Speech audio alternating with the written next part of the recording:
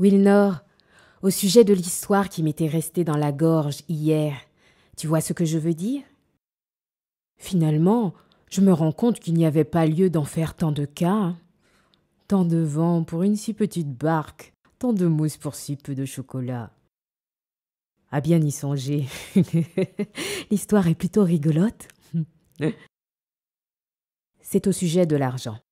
Le gros argent que tu m'as fait envoyer il y a 3 mois par ton compère du village de Rézaï.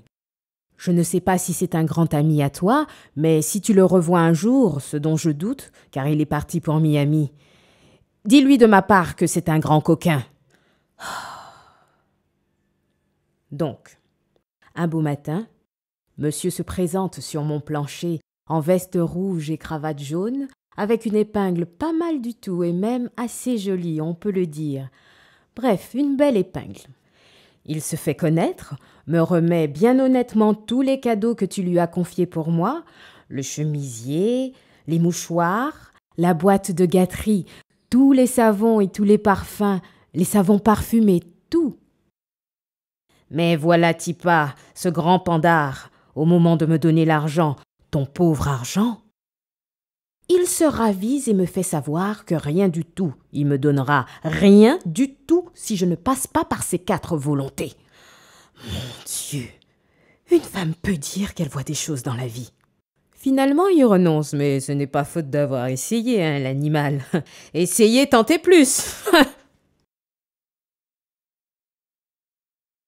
Et figure-toi, à propos d'argent confié à de beaux jeunes hommes qui viennent froisser de beaux billets sous votre nez, le nez de vos épouses.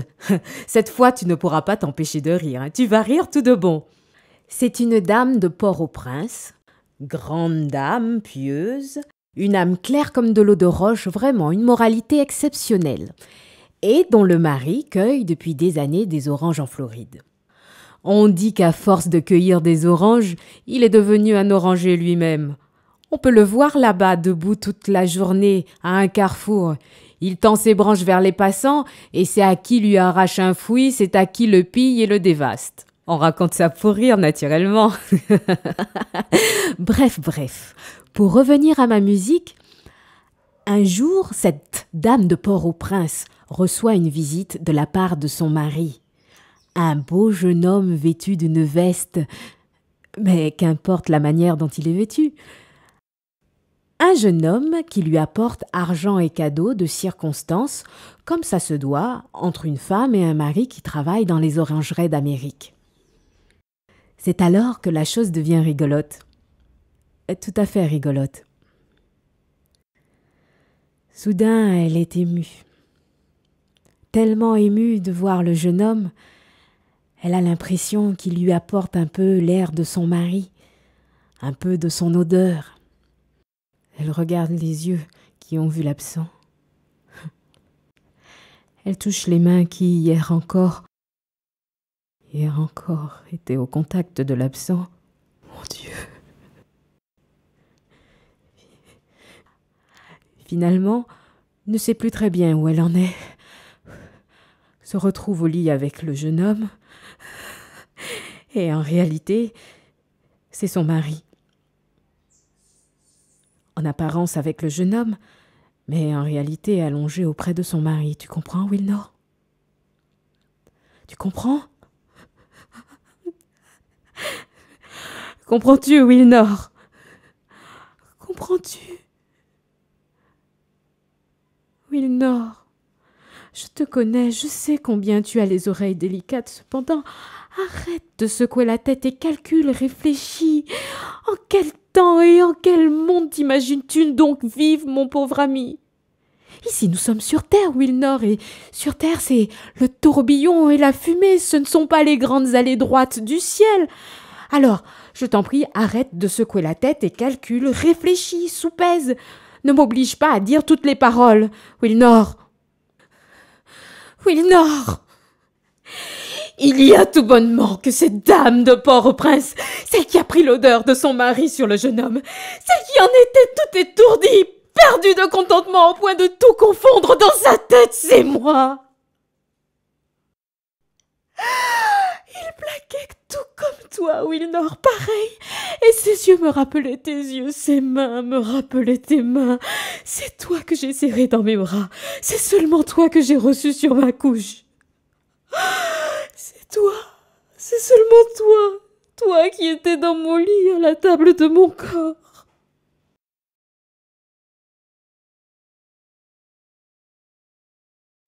Wilnor, beau capitaine.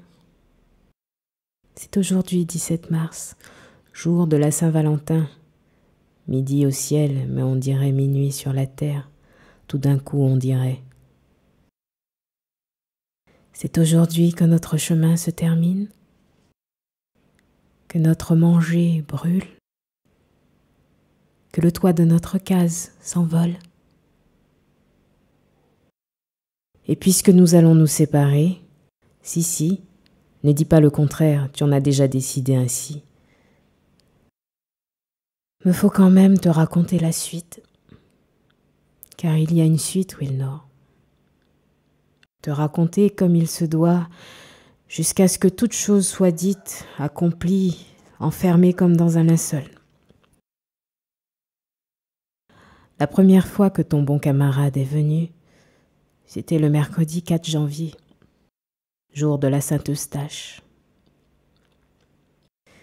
J'ai pensé à toi en le voyant, et je l'ai accepté sur ma couche, après qu'il ait menacé de ne pas me donner mon argent.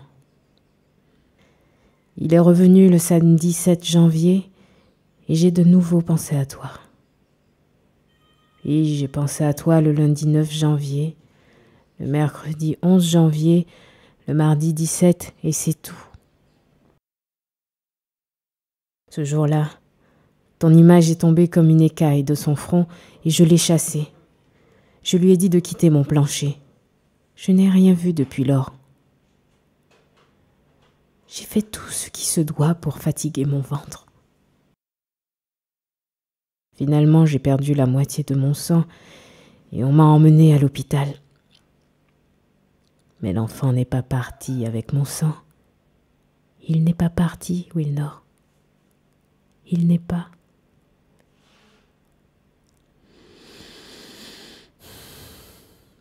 Adieu.